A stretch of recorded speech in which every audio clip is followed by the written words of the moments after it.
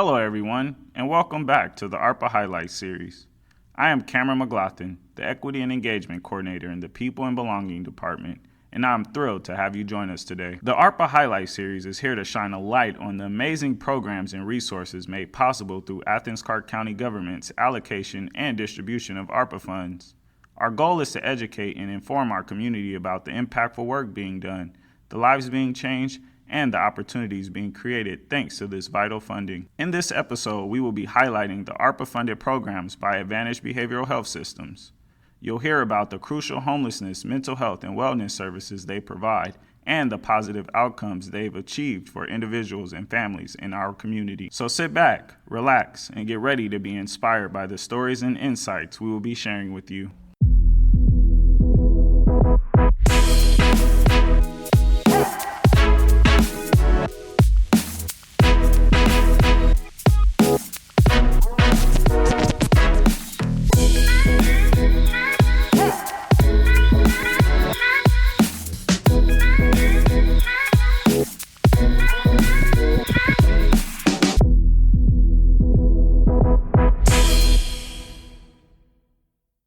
To kick things off, let's meet our guests. Can you please tell us your name and the role you play within your organization? Hi, Cameron. So my name is Evan Mills. I'm the Director of Housing and Development with Advantage Behavioral Health Systems. And I'm John Morris. I'm the Thrive Community Programs Team Lead with Advantage Behavioral Health Systems.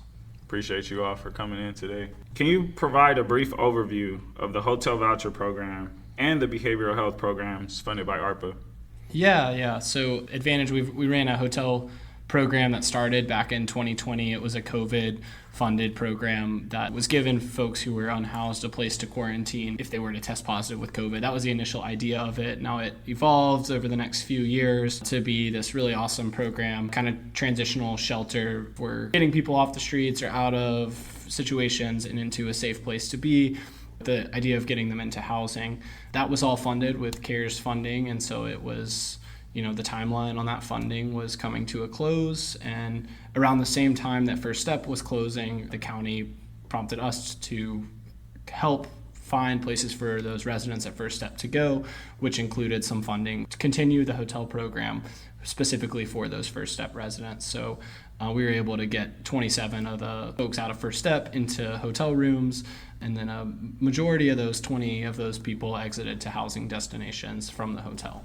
And, I just wanted to add, so the cool thing about the hotel program is, we work with multiple hotels, but we were also able to do with, not only these funds, but also the funds that supported the earlier programs were, we had dedicated staff associated with this program. So it wasn't just about funding to put someone up in a hotel and wish them luck, so to speak. We also had support services, case management, skill building, advocacy, service coordination type activities from dedicated staff and personnel to help these individuals, navigate, a plan and develop a plan for once they discharge and transition out of the hotel. And we had an amazing amount of success for that, largely because of John and the work and his team and the staff at the efforts that they put in really engaging and developing a level of rapport and trust with the individuals that we were serving. So we were able to successfully discharge them out, because obviously the hotel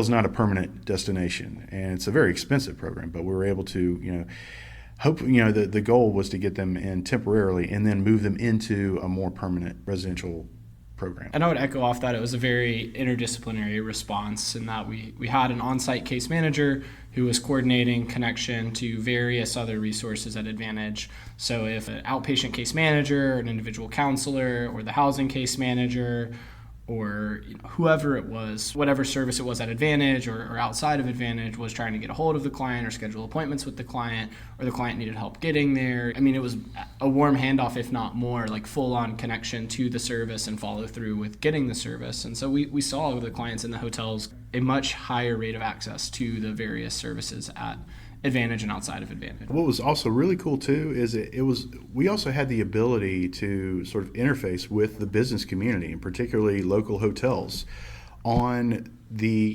who these individuals were. I mean, these individuals, people experiencing homelessness are people.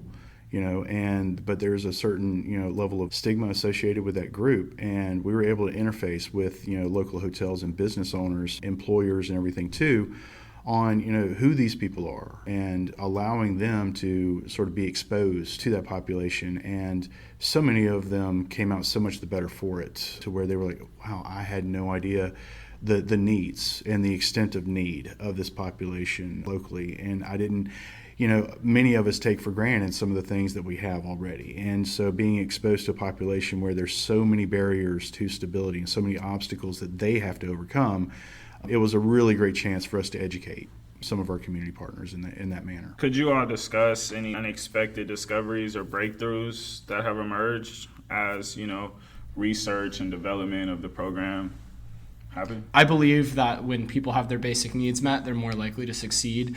I didn't anticipate the amount of success that we would see in this program, that when people had the stability, they were going to their appointments. We were able to build more positive, strong, mutually impactful relationships with our clients. They were able to get employment, a lot of them. They were able to, with that stability of having their basic needs met, they were to move up to more of those longer term needs like housing.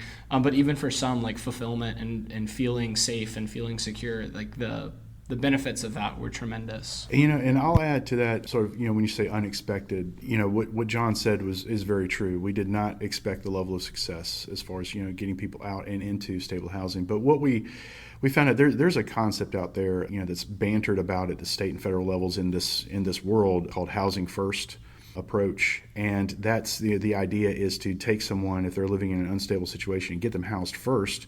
And then we throw services at them because they're going to be more responsive to that. And there's a lot of existing funding out there that's largely set up in what I will call independent residential type programs, whereas we would take someone and put them in their own apartment and, hope that they do well there. There isn't a level of support necessary for someone who may be very high need, which is this population that we were talking about here that stayed in the hotel program.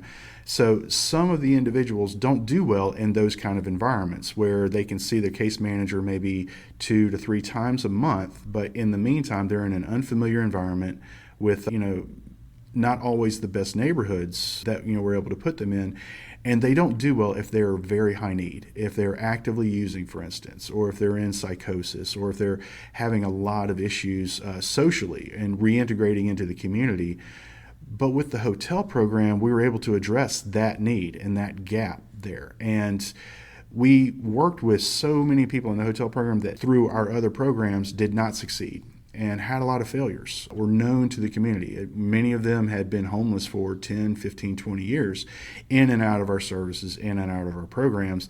But we were able to get them into the hotel, provide a stable environment, but also provide daily interaction with those individuals, and then help them navigate to, quote unquote, get them ready for an independent style situation. And they had a chance to develop some skills, to maybe find some level of sobriety, to maybe get onto their mental health meds and find some stability there.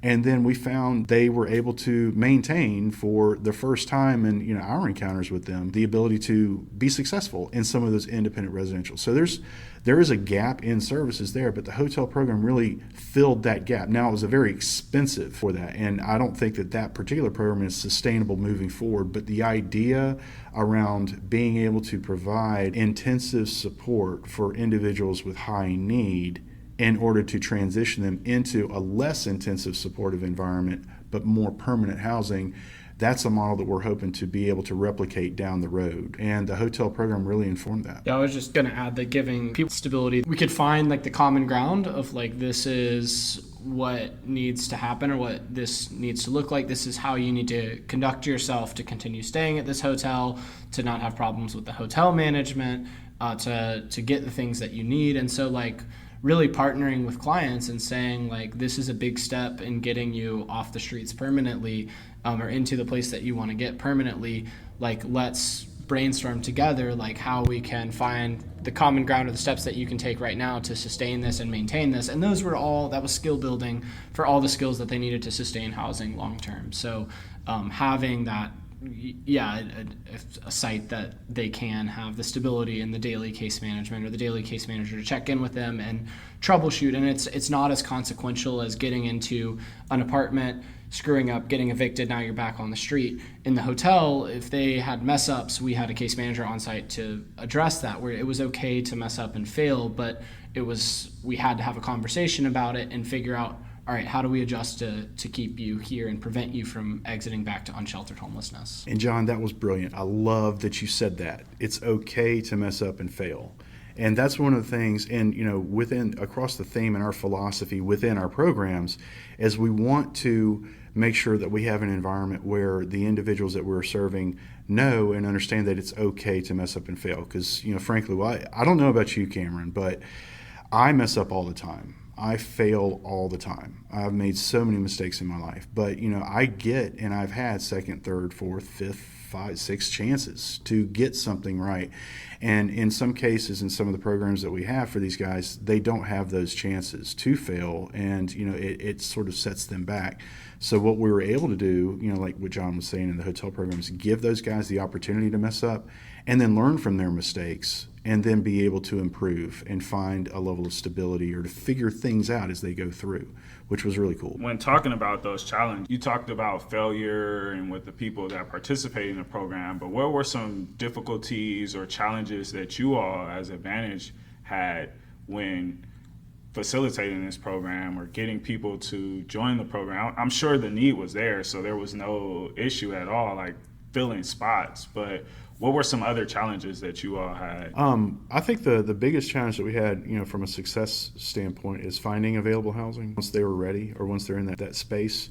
And when I say available, I think I really mean affordable housing, affordable rental housing, and in really supportive environments, and being able to sort of help them maintain their level of stability.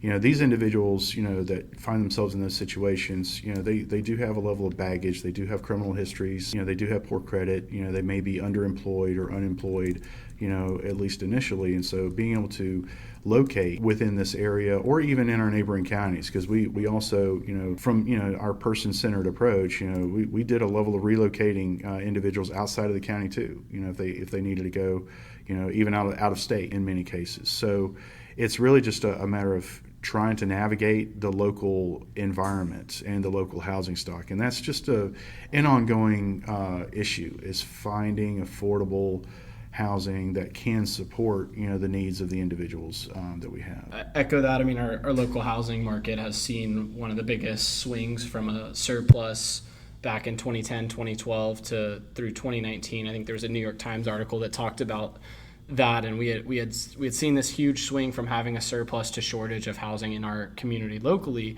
And then so I appreciate that the county and the commissioners and people in Athens are talking about this and talking about our housing shortage and the lack of supply of adequate units. And I think that's the answer. The long-term thing is we have to get back to where we're building more housing units that, affordable, yes, but also accessible too, because even our units that are affordable here, they're owned by entities whose insurance companies say that people have to make so much of the income that must be X, times larger than the rental amount, or they have background check requirements, or they have these various things that, housing is very hard for some people. I have some clients who have a felony from 30 years ago that because of that felony from 30 years ago, they don't pass any background checks, and the affordable housing isn't accessible to them. And so figuring out, how do we get to a place where we have a large enough supply of housing that it is all actually accessible for the people that need it, because that was one of the biggest barriers, and one of the reasons why for people who stayed in the hotel for so long, I could get them approved for a housing program. They could have stable income, they could be doing everything right, and it would still take sometimes months to find a unit that would accept them and that was workable. Some people don't want, sometimes the unit that we would find would be in a neighboring county, or that would be what was available and the only realistic option for them given their background or given their whatever. And that's not a good environment for them to move away from where all their supports are, the city they know or are comfortable with. For some, it was a good environment to move, but for others, it was a tough choice of like, do I want to move, to a neighboring city where there's a unit that will accept me, or, do I want to keep struggling and trying to hold out and look for places here?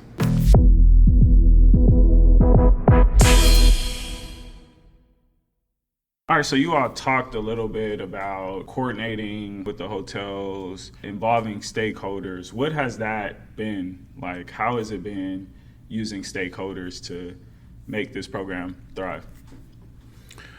Well, partnerships are everything. And, I feel very strongly that there is not one single organization out there that can meet the needs of this population. It's a very complicated population to deal with. They have so many needs, so many barriers. I mean, they're people, and people are different. People are complicated. And so it's incredibly important for us to be able to partner and work with the community partners that are out there, the other service providers, business community, local employers, and, even especially when it comes to this population, the local justice system, as well as the local hospitals and the healthcare facilities. So our ability to really kind of navigate and help the individuals navigate, depending on the needs that they're presenting, really helps drive the success. And it also helps us take opportunities to educate the community as best we can on the scope, extent of the need, but also, to this degree, the level of success that we do have. John and myself are in really cool positions where we do get to see a lot of success. We do get to see a lot of transition of individuals who, are experiencing a crisis, experiencing unsheltered homelessness, and then find stability and, find their own place. And that's really what makes the work meaningful. But it can't not be done without, partnerships and, working with local stakeholders and people that are interested, in trying to do something meaningful for the community in need. Yeah, and I think my approach to it is to always recognize that there are things that I can learn from others, whether that's businesses, community members, volunteers, fellow colleagues, but also my clients, and recognizing that I honestly have a lot more to learn from my clients than I have to offer or teach them, which is something that I kind of go about in how I do my work, is constantly asking my clients for their feedback, for their experience, and then having a critical conscience and critical reflection of my own actions, words, thoughts, perspectives, and thinking, like allowing myself to be challenged and allowing my own opinions and perspectives to be changed as I'm engaging in dialogue, conversation, etc. with people in the community. And for me, that was always like driving to appointments with clients, asking them open-ended questions and just letting them talk and hearing what they had to say, learning, listening. I think that's so important. And then just as with the community, I'm always trying to learn or get perspectives or experiences from others. I leave my business cards everywhere. I leave them with clients. I leave them with businesses. I leave them with anyone who wants to get a hold of me, because I recognize that I never, know what I could learn from others and from having conversations with others, and or what possibilities could come from having a conversation with someone else, how they could help me or I could help them sometime down the road. And I think too with the community partners and the stakeholders out there, what we've been able to find is, in communicating and coordinating with these other guys, that they fill gaps that we can't fill with these ARPA funds and with the funds that we have, and just with the varied needs. Like for instance, in the hotel program, the ARPA funds, they don't pay for food, for these individuals, but we can work with local organizations or churches or restaurants that, or the food bank, and those other folks that help, navigate some of that stuff, and or local organizations that run drives to donate things like personal hygiene supplies and things, and also to help with the transition process too. If we're able to move someone out. We found an apartment, but you kind of need some furniture, you need some those kind of things to start up, and being able to coordinate that with the community is incredibly important to the success of this program. And talking about success, how does Advantage measure success of its programs? What metrics do you use to evaluate? With the hotel program specifically, over the course of the 3.5 years that we were doing the hotel program, nearly 4 years, we have, we use the homeless management information system. That's the statewide implementation of like this one giant database for homeless service programs. So we're enrolling people in there, taking case notes, and then documenting where they discharged to, but then also keeping internal spreadsheets for the hotel program. Where did people come in from? Like, where were they staying when they came in? And where did they exit to? And of the 235 households over the past 3.5 years that were served in the hotel program, 165 of those households successfully discharged to some type of housing destination with an average stay of about 65 days. And then when you look at the ARPA hotel voucher, specifically with the First Step clients, we had 27 people come into the hotel between, I think it was like mid-November and mid-December. We did like a massive move-ins. 20 of those people exited to housing destinations, with the majority of those being permanent supportive housing destinations where they had sliding scale rent based on their income. So for this program, I would say measure like the metrics were, can we get people in? Can we get them connected to the resources or the various services, whether that's behavioral health services with Advantage or primary care services with Advantage or the Athens Wellness Clinic or the Piedmont Community Care, whoever the community partner was. And then can we get them out and into a housing destination where they have the supports around them to succeed? Then as a whole, I know there's some other metrics that I think Evan can talk about. Well, I think, yeah, and I'm going to try not to repeat John too much because he did such a great job at talking about all the successes and everything there. The obvious is housing and stability.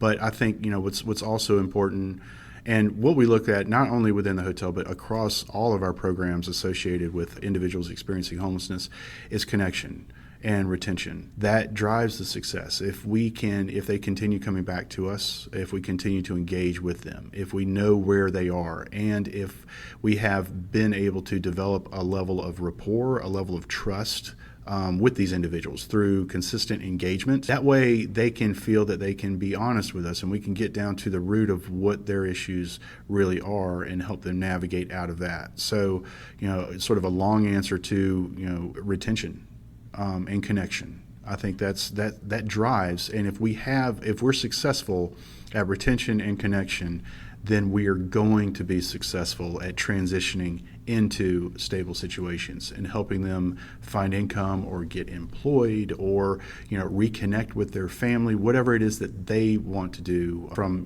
their own goal accomplishments and things that they want to take care of. And I want to piggyback off that a little bit, because with this, our clients, people who are unhoused, specifically people who are unsheltered, there's so much stigma and marginalization, often multiple intersectional identities that are making people marginalized and discriminated against by other people that make life hard for them, whether it's childhood trauma, whether it's a disability, being a person of color, being a person born into generational poverty, not having access to the resources that I can recognize that I've had access to in my life. So with all these kind of multi-layered barriers for folks that make life harder for them, then you throw in living outside on top of that and all the barriers that come in with that. A lot of people get discarded by much of society. Like people will say, will view my clients as less than, as not worthy, or as this or that. And so if I can have an interaction with a person that is humanizing and that is recognizing and valuing and shows them that their humanity is real and matters and is important to me, that is a successful intervention for that day. And if I can do that prolonged with my clients in time, I believe that is success. That is one, element. Obviously, the material needs, the housing needs, the basic needs, all of those are other forms and very tangible forms of success. But if I can have a humanizing, life-giving interaction, I think that's also success for me as a caseworker. And I also think that's mutually beneficial for me and helps me be a better person and helps me, become better at my role too.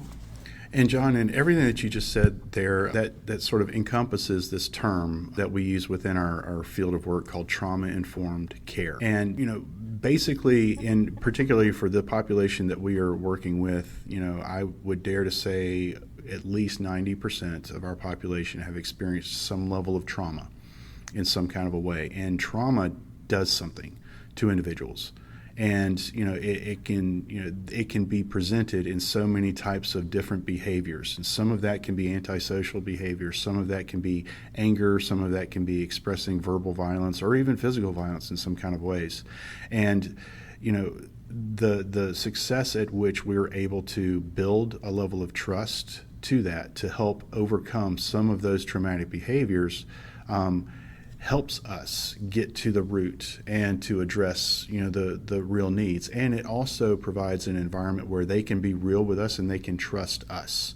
Because when you come into, and kind of what John was saying earlier, when you're an individual that's consistently made to feel not a part of or less than the community or the society, you will build up a wall. You're a survivor. And so you're going to present on things and do some things that may not necessarily, at least on the surface, be good for you.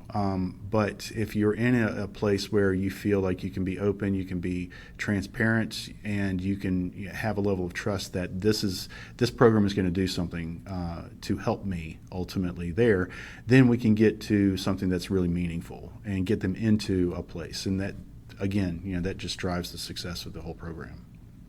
So looking ahead, what are some goals and priorities for the next few years after some of these government funds have run out, specifically ARPA?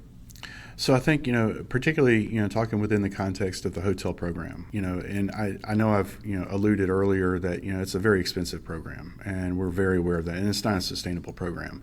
But the model that we were able to set up, I think we were onto something. And that's what we're really hoping to do moving forward, is to develop a sort of a residential, community or residential program that can allow us to do the same things that we did within this hotel program, being that, we're getting individuals that are living unsheltered, living in unstable situations with high needs, maybe, actively using or maybe in active psychosis that, haven't done very well within the existing continuum of care, within the existing social network.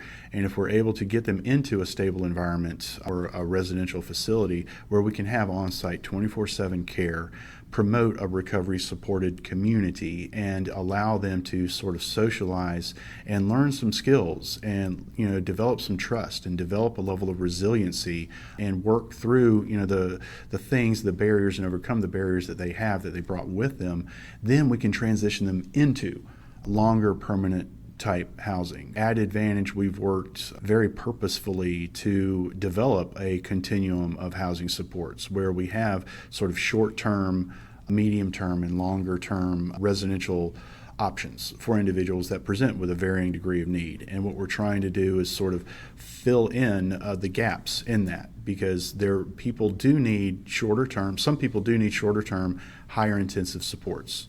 Other people, may have a level of stability there that they could do well with more of a longer-term residential program with less intensive support.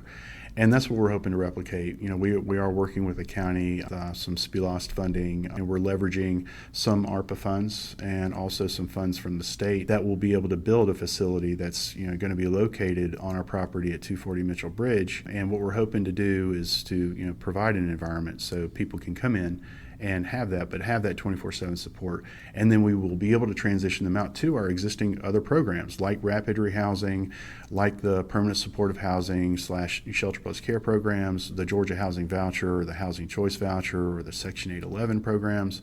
But those are longer term, less intensive support. And, for the folks in the hotel program, that need this higher level, that's the sort of the bridge that, I think for a period of time, that's been a huge gap for this very, very marginalized population. So that's what we're hoping to go into. Outside of my role managing the hotel program, I have also been the team lead for street outreach as part of my role. So that's my only role now with Advantage.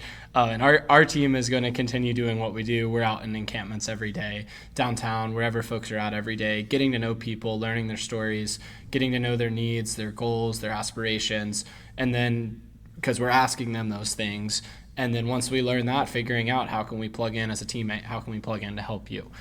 So we're going to keep doing what we're doing. Part of that is keeping people alive, keeping people connected to the health resources they need, whether that's mental health or physical health, the medications they need, the basic survival supplies that they need. Just really trying to continue to build strong relationships with people and figure out how we can help keep them alive and get them moving in the direction of accomplishing whatever their goals are, which is housing. Usually housing is always the number one goal, but also there's some lower hanging fruit goals too that we can start off with as well.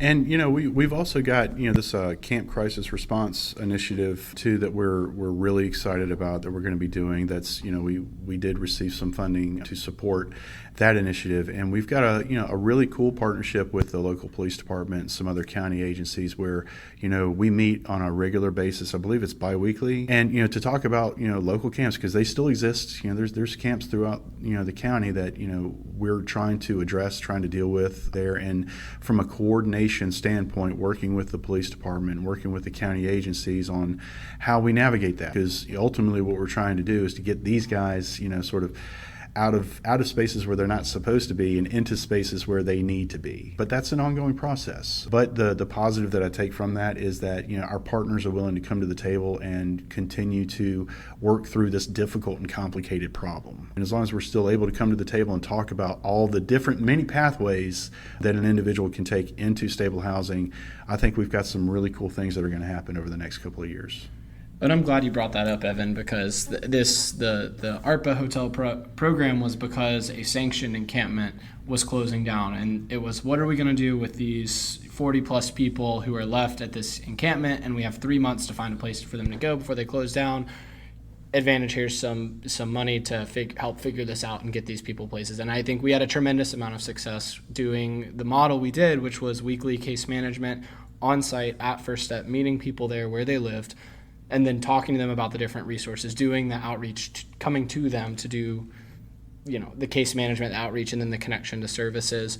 And we had a great amount of success with those First Step people. And I mean, simultaneously though, throughout that whole process, in fall 2023 and ongoing, there are plenty of encampments that exist that are not sanctioned. They're not going to be sanctioned because everyone owns every piece of property, even if it's an obscure piece of unused woods that isn't developed, that can't really be developed or can't be anything be built on it. Unhoused people, unsheltered people are just trying to find a place to survive, and they don't have a legal space to exist when they're out in the community and don't have a place to go. And so they set up these encampments, and then when something happens in the encampment, someone complains or there's a 911 call or something happens and the encampment is on the verge of getting shut down. Okay, cool. We're thankful now that the county is giving us some funding to do that.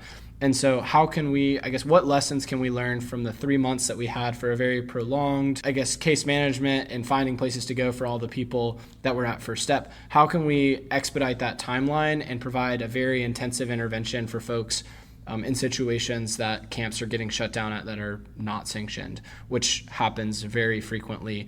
And like Evan said, we're so thankful for a partnership with PD and with different stakeholders in Athens to collaborate with and work with on doing that and trying to get, because ultimately if the camp shuts down, people still don't have a place to go. They move 50 yards down the road. They move, another bus stop down the road and set up a camp in some other piece of woods where the same thing happens again. And so if we want, and then it's traumatic for them all over again, and then it's harder for our team to find them, and then they miss their appointments or they lose their medications or their birth certificate gets stolen because their backpack got stolen or this and that. And so when people don't have that stable place to be, it creates, it makes it really hard for them to accomplish their goals and for us to help them accomplish their goals. What advice would you all have to offer other organizations who are interested in applying for funding through Athens-Clarke County government? Well, I think the Department of Housing and Community Development will appreciate it. And when I say have your infrastructure in place, know that there is nothing free about federal grant money. These are taxpayer dollars, and there is accountability associated with that. And you need a mechanism in place to report on how you're spending the funds, what you're doing with the funds, and how you're demonstrating a level of success that you indicated you would do within your initial proposal. You don't want to overpromise. You want to make sure that what you were saying you're going to do is attainable and relevant to the community, and make sure that those things are in place. More often than not, these funds are expense reimbursement. So you will need to have a level of leveraged funding or existing funds in order to do what you're doing. Then you will get reimbursed for it more often than not. So, from an expense reimbursement standpoint, you want to make sure that you are leveraging funds in order to make your program sustainable. So never put all of your eggs in one basket, so to speak. Find other funding sources to support the different things that you will need, because typically a single funding source will not address all of the needs that you will need to address within the program that you're proposing. And so my advice would be to do not skimp on the administrative requirements, because there are reporting requirements, and those are extremely important to be able to demonstrate your success, and frankly, make the county look good, because they are the stewards responsible for administering these funds, and they need to be able to demonstrate that they're going for a meaningful purpose and making a difference in the community, and that's what they need us as providers in order to do. Evan, John, thank you all for being here today. Before we close out, are there any last words for our listeners, maybe how to contact you all? I'm with the street outreach team at Advantage now, is like where my full-time role is in. The email for me is streetoutreach@advantagebhs.org.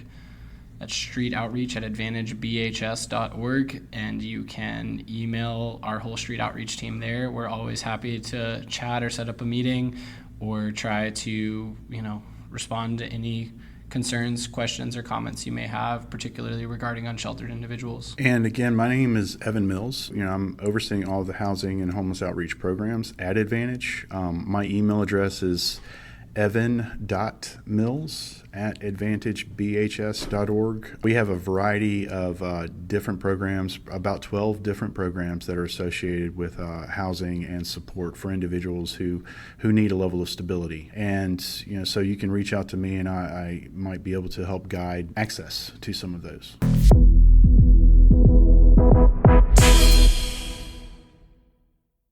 Thank you for joining us on this episode of the ARPA Highlight Series. We hope you've gained insight into the valuable work that Advantage Behavioral Health System does in our community, learned about the Hotel Voucher program, explored behavioral health resources, and met the dedicated people behind these impactful efforts. A special thanks to John and Evan and the whole Advantage Behavioral Health Systems team for their hard work and commitment to improving our community. Be sure to tune in future episodes as we continue to highlight the transformative projects and resources benefiting Athens-Clarke County. Until next time, take care and stay informed.